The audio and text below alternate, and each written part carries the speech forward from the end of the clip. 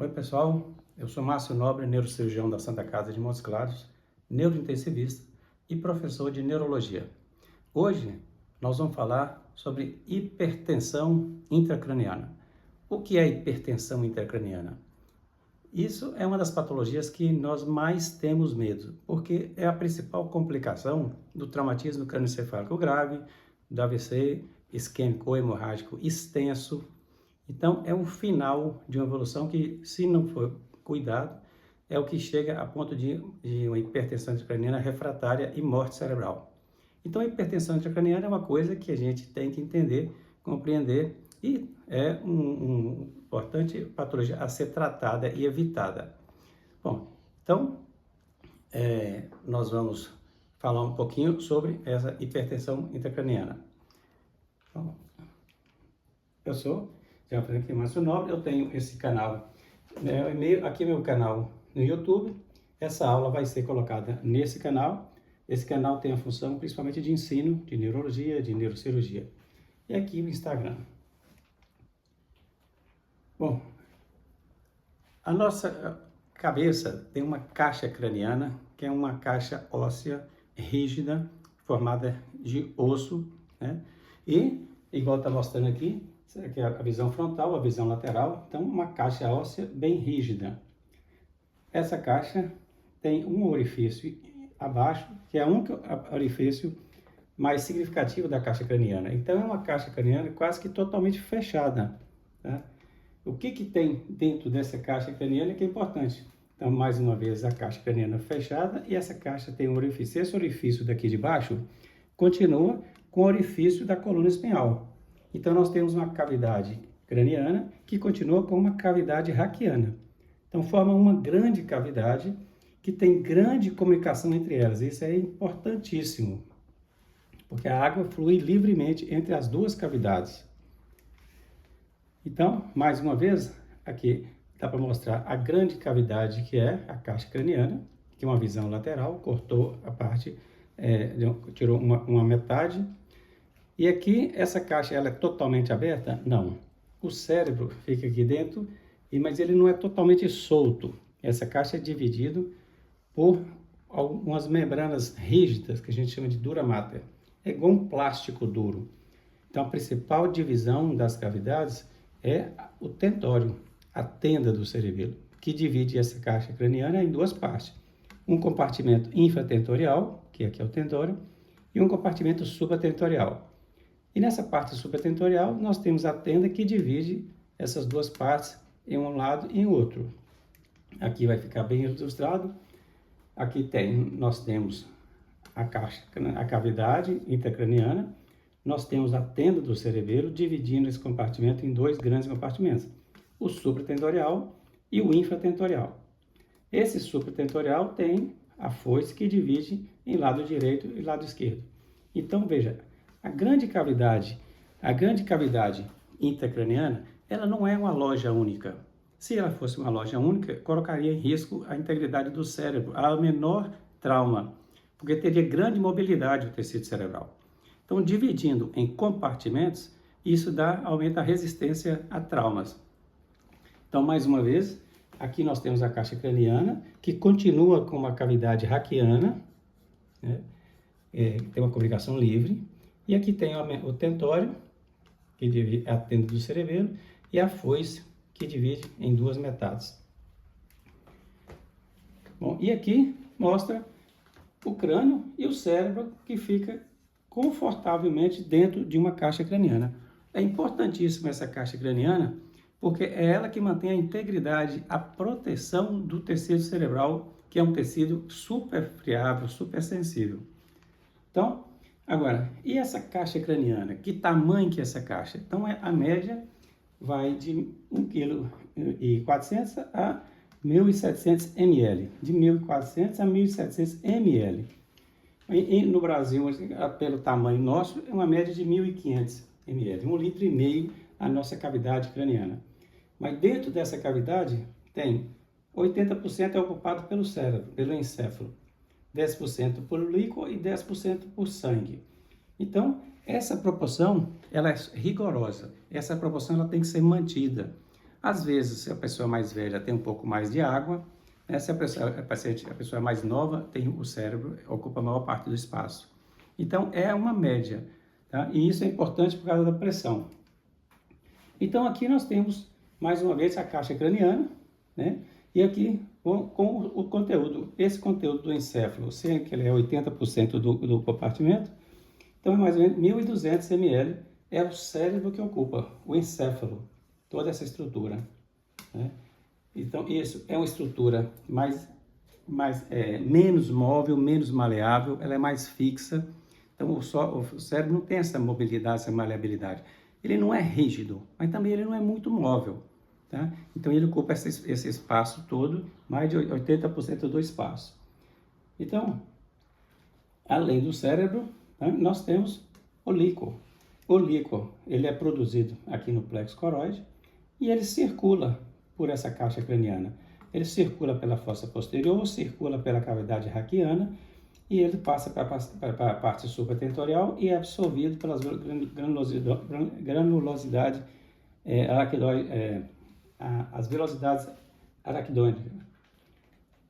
Aí essas velocidades absorvem, mas absorve também por outros espaços, que hoje já tem a hipótese de que tem vários locais que pode absorver esse líquido. Então, esse líquido é 10% do compartimento. Então, ele está aí, ele tem muita mobilidade. O líquido, ele move muito, ele vai pelos compartimentos de forma livre, não pode haver obstáculo. Além então do líquido, agora o sangue. O sangue também ocupa 10%. 150 ml aqui é sangue. Onde é que está o sangue? O sangue está no meio dos vasos que estão dentro dessa caixa craniana. Então, o sangue entra aqui pelas artérias, aqui por baixo. Então, o fluxo de sangue é mais ou menos 50 ml por cada 100 gramas de tecido por minuto. Então, o meu cérebro necessita de 50 ml de 100 gramas de tecido por minuto. Independente se eu estou dormindo, fazendo atividade, ele precisa desse fluxo sanguíneo cerebral. Então, eu, por exemplo, que tenho 70 quilos, meu cérebro precisa de mais ou menos 750 ml por minuto. De qualquer forma, para que mantenha a função vital do sistema nervoso central. Então, juntando todas as estruturas dentro dessa caixa craniana, nós temos então o encéfalo, o sangue e o líquido, que estão distribuídos de forma harmonicamente e de forma bem equilibrada. E isso, estando dessa forma, a pressão intracraniana vai ser menor do que 10. Então, nossa pressão intracraniana, nós aqui que estamos aqui assistindo essa aula, a nossa pressão intracraniana é por volta de 5 milímetros de mercúrio. Isso faz com que o cérebro fique confortavelmente dentro dessa caixa. Então, a caixa não pode apertar o cérebro, ele tem que ficar livre. Então, a pressão tem que ser por volta de 5 até 10 milímetros de mercúrio. Então, uma vez que essas estruturas estão simétricas e proporcionais, então elas vão causar uma pressão intracraniana, que exerce uma pressão contra a parede da caixa craniana. Inclusive, oferece resistência à entrada do fluxo sanguíneo cerebral. Então, as artérias querem entrar para dentro da caixa craniana, mas se a pressão intracraniana for muito alta, vai obstruir a entrada de sangue. Então, daí já é um motivo de que a pressão intracraniana ela não pode ser muito alta, senão o fluxo sanguíneo cerebral pode ser interferido, então cai o fluxo sanguíneo. Então, só fazendo mais uma revisão, a caixa craniana nossa por volta de 1.500 ml, o cérebro vai ter 1.200 ml, que é uma estrutura pouco instável, discreta variação, ela é mais estável, pouca variação. O líquor, 150 ml, muita mobilidade, passa dos compartimentos livres de um compartimento para o outro, tem uma produção mais ou menos de 20 ml por hora. Então, o nosso cérebro produz mais ou menos 20 ml de líquor por hora. E isso é essencial para que o cérebro fique confortavelmente dentro dessa caixa craniana. O sangue vai ter uma média de 150 ml de sangue. Esse sangue vai estar dentro do próprio encéfalo, na parte arterial e na parte venosa. Mantendo um fluxo, isso aqui é importantíssimo saber isso aqui. É 50 ml por 100 gramas de tecido por minuto. Isso é uma média da função básica do encéfalo. Agora, quando que nós vamos ter aumento da pressão intracraniana? Em que situação? Todas as vezes que um desses compartimentos que nós falamos, cérebro, líquor ou sangue, aumentar mais do que a proporção correta, e o outro compartimento não puder reduzir para compensar, aí nós vamos ter a pressão intracraniana vai aumentar. Ou então se entrar um outro elemento que não era para estar aí, tipo um tumor, um coágulo. Então, quando um corpo estranho ou um componente aumentar mais do que a capacidade do outro de ceder, aí nós vamos ter aumento da pressão intracraniana. Então, por exemplo, se o líquido aumentar, se o sangue aumentar, se o encéfalo aumentar. Ou então, se surgir um corpo estranho, tipo um tumor, tipo um coágulo. Então, aí, um compartimento, uma estrutura, por exemplo, se tem um coágulo e o líquor cede, aí a pressão não sobe. Bom, aqui um exemplo claro. Nós temos aqui um cérebro que está normal. Então, eu coloquei menos 22 milímetros de mercúrio porque é um nível que a gente tolera no trauma. Então, se o paciente está lá com a proporção sangue, cérebro e líquido normal, a pressão vai ser sempre abaixo de 22. Mas aí surgiu um elemento novo. Aqui nós temos um tumor dentro do cérebro, dentro da nossa caixa craniana. Só aí o líquor cedeu. O tumor cresceu, o líquor cedeu espaço, migrou para a parte infratentorial e depois migrou para a parte raquiana. Então, a pressão intracraniana não aumentou. Mas aí o tumor ficou muito grande. E muito grande, drenou o líquor o máximo que pôde drenar, não foi o suficiente para manter o equilíbrio entre as estruturas, e aí a pressão vai subir. Então, quando acabar a capacidade de adaptar, principalmente pelo líquor, aí a pressão sobe. Então, o líquor é o que mais vai ceder espaço para qualquer estrutura dentro da caixa craniana. Pode ser coágulo, pode ser tumor. Então, uma vez que ele vai crescendo, o cérebro vai se adaptando. Cede o líquor, depois ele cede o compartimento venoso. Quando chega no compartimento arterial, aí a pressão já está muito alta. Então, pressão intracraniana. Nós temos aqui o cérebro. A causa principal, o cérebro ele pode aumentar. Por exemplo, se um edema cerebral difuso, o cérebro aumenta de volume. O líquor, né? Se eu tiver uma obstrução da circulação licórica ou hiperprodução, aí aumenta a quantidade de líquor, então nós vamos ter uma hipertensão. O sangue, por exemplo, uma hipertensão intracraniana, se tiver uma vasodilatação importante, aí pode aumentar também a pressão por dilatação dos vasos intracranianos, intracerebrais. E corpo estranho causa efeito de massa, que pode ser um tumor, pode ser um coágulo. Então, essas causas aqui vão gerar aumento da pressão intracraniana e colocar em risco a integridade do paciente. Então, aqui nós temos um modelo de hipertensão intracraniana que nós vamos entender. Isso aqui é a hipótese de Morikeri, que ele criou essa hipótese. A caixa craniana aqui está normal. Então, aqui tem sangue venoso, sangue arterial. Aqui o cérebro, aqui líquor. Então, nessa situação aqui, a pressão está normal. Essa situação está aqui dentro da curva de Lang-Fitch, nós estamos dentro do nível 1. Aqui apareceu um tumor dentro dessa caixa craniana. Esse tumor cresceu. Quem cedeu espaço? O líquor. O líquor cedeu espaço. Então, o que aconteceu com a pressão intracraniana aqui? Nada, continua dentro desse compartimento primeiro, porque a pressão foi equilibrada. O tumor apareceu, o líquor cedeu e nada mudou, continuou tudo com a mesma pressão. Se esse tumor aumenta, aí o que aconteceu? O líquor cedeu o máximo que pôde.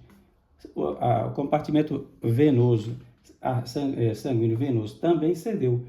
E ele conseguindo estabilizar o equilíbrio, nós vamos ficar aqui dentro do compartimento número 1. Então, enquanto o líquor e o sangue venoso tiver a capacidade de adaptar a essa nova estrutura dentro da caixa craniana, a pressão não sobe. Porém, quando acabar essa capacidade, rapidamente ela vai subir e o paciente tem uma hipertensão intracraniana de rápida evolução e evolui para a morte encefálica. E aí se torna irreversível. Esse é o grande risco do paciente que tem hipertensão intracraniana e que não tem uma abordagem rápida. Ele fica estável enquanto ele vai aguentando, mas quando descompensa rapidamente e se torna um caso de morte encefálica. Por isso que é a nossa urgência em tratar. Aqui nós temos uma caixa craniana, aqui vai ter um fluxo sanguíneo cerebral entrando para dentro da caixa craniana. Aqui nós estamos simulando um crânio fechado. entra uma pressão arterial normal, entre uma artéria, pressão média de 90 milímetros de mercúrio. Esse sangue vai para as arteríolas pré-capilares, que vai ser dividido, o sangue ele é dividido para várias áreas do cérebro. Então, o sangue entra pelas grandes artérias, carótidas e vertebrais, e esse sangue vai ser dividido pelos vários compartimentos. Aqui simulando como se fosse o sangue para cada setor do encéfalo. Tá? Então, como é que é dirigido? Então, esse sangue tem que ser dividido para todo o encéfalo. Como é que divide isso? Divide de acordo com a abertura das artérias pré-capilares. Elas que vão definir que tanto de sangue que vai para cada uma dessa região, conforme a quantidade de CO2. Se tem muito CO2 no lobo frontal, é porque o metabolismo lá está alto. Esse CO2 vai tornar o ambiente mais ácido e a artéria pré-capilar vai abrir mais, de modo que esse capilar aqui vai ter mais fluxo de sangue. Então, quando o metabolismo é maior, o CO2 aumenta, as artérias pré-capilares se abrem e vai ter mais fluxo. Então, uma hora esse aqui está precisando mais, outra hora esse aqui está precisando mais, outra hora esse aqui está mais. Então, esse sangue ele é dinâmico, ele é direcionado para a área que está tendo maior necessidade, a área que tem um maior metabolismo.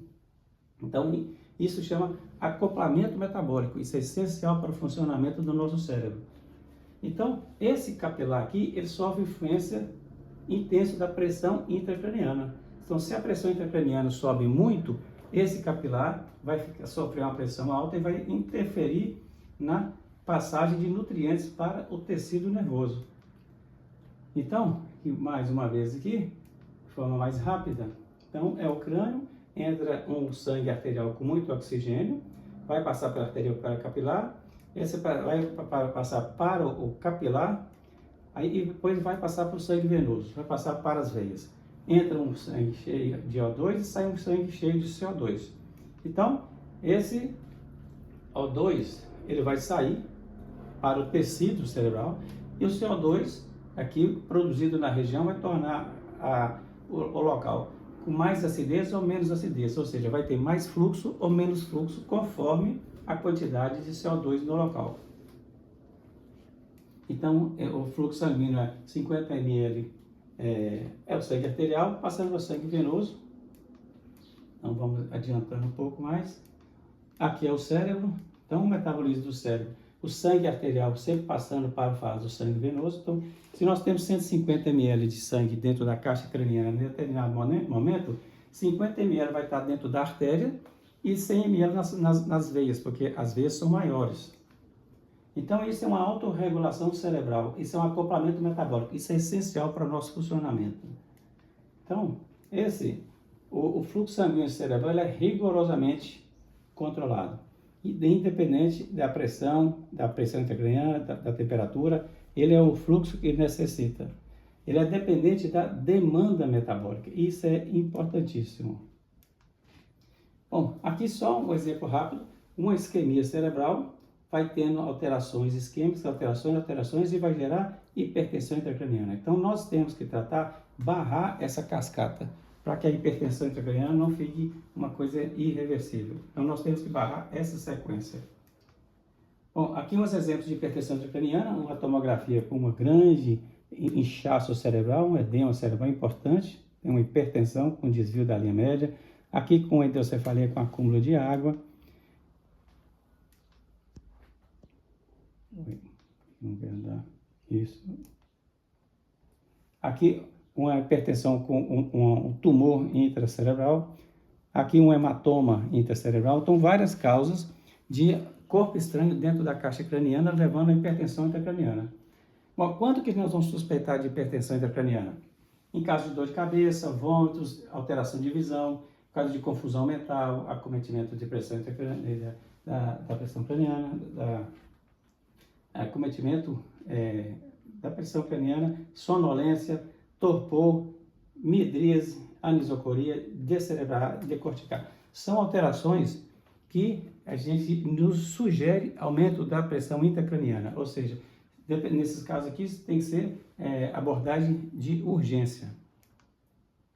Então, Como que a gente vai medir essa pressão intracraniana? O ideal, medir a pressão intracraniana, é medir dentro do ventrículo, é o padrão ouro. Mas pode medir pela tomografia, pela ressonância, pelo Doppler transcraniano e até pelo fundo de olho nos dá uma noção. Aqui é o mais importante, é a DVE. Coloca aqui o catéter, né, dentro do ventrículo, e isso nos dá as medidas da pressão intracraniana. Bom, aqui é como a gente mede o que é cada uma dessas medidas. Então, aqui nós temos o fluxo sanguíneo cerebral, aqui a caixa craniana, aqui as artérias carótidas e aqui as vertebrais entrando aqui. Então, aqui nós temos o medidor de pique da pressão intracraniana. Então, o normal é 5. Então, uma pulsação do coração, o fluxo sanguíneo vai entrando, então o sangue entra, né? E quando esse sangue dá uma pressão sistólica, um pico sistólico, ele faz uma pressão sobre o ventrículo e nós temos aqui o P1. Então, P1 é a pulsação cardíaca. Em seguida, essa pulsação cede, vai na parede e volta. Esse retorno dessa onda de choque vai de novo comprimir o ventrículo e nós vamos ter aqui o P2, que é um resultado da primeira onda, é como se fosse um eco da segunda onda causando P2. E, por fim, o sangue é drenado para as veias, então fecha-se a válvula aórtica, na hora que essa válvula fecha, nós temos a P3. Isso é essencial, nós temos essa onda P1, P2, P3, para ter a noção da pressão intracraniana. Então, essas ondas aqui demonstram pressão intracraniana normal, boa complacência cerebral. Algumas imagens aqui, nós temos a caixa craniana, e aqui um exemplo, um cadáver, e mostrando as ondas normais. Aqui é uma tomografia de pressão intracraniana normal. Aqui é uma tomografia com alteração, porém, a pressão intracraniana aqui também é normal. Veja, porque as estruturas estão todas abertas. Aqui já não é normal. Apagou, os ventrículos estão diminuídos, apagou todos os sulcos corticais, a cisterna de base não tem mais, então aqui já começou a subir a pressão. P2 já é maior que P1, sinal de hipertensão intracraniana. Aqui também é um evento de uma hipertensão muito mais intensa, com desvio de linha média, apagou o ventrículo, apagou o córtex, apagou todos os sulcos corticais, a cisterna âmbias desapareceu. Então aqui nós temos hipertensão intracraniana e as ondas vão ser desse tipo. Então, o Doppler transcraniano, para andar mais rápido, ele nos dá um índice de pulsatividade, nos dá uma noção da pressão intracraniana. E aqui é uma onda de Doppler transcraniano, uma onda normal. Há também o ultrassonômetro de nervo óptico, né? E nós temos uma medida, acima de 5,6 é hipertensão. E diante de uma hipertensão intracraniana sustentada, o que nós temos que fazer? Bom, nós temos que tratar a febre, melhorar a oxigenação, posicionar corretamente a cabeça. Às vezes, simplesmente levantar a cabeceira do paciente e colocar em cabeça neutra. E se precisar, nós vamos ter que drenar o líquido, se a pressão intracraniana está muito alta, se tiver com a DVE. Mas melhorar a ventilação, melhorar a sedação, fazer analgesia, manitol, hiperventilação, tionebutal é raro a gente usar, mas hipotermia também está raro, mas a nossa cranectomia, que é quando a gente chega numa hipertensão intracraniana muito refratária, que o paciente está correndo risco de morte por hipertensão, a cranectomia descompressiva. Aqui só um exemplo da craniotomia, quando está hipertenso, a gente abre o cérebro, a dura mater, o cérebro já começa a expandir e a dura mater se abre espontaneamente. Aí a gente faz uma plástica da dura e depois a gente fecha o osso e aqui a gente tem essa opção de guardar o osso aqui por fora, no próprio couro cabeludo, que fica mais fácil para repor depois. Bom, então é isso que eu queria falar de hipertensão intracraniana.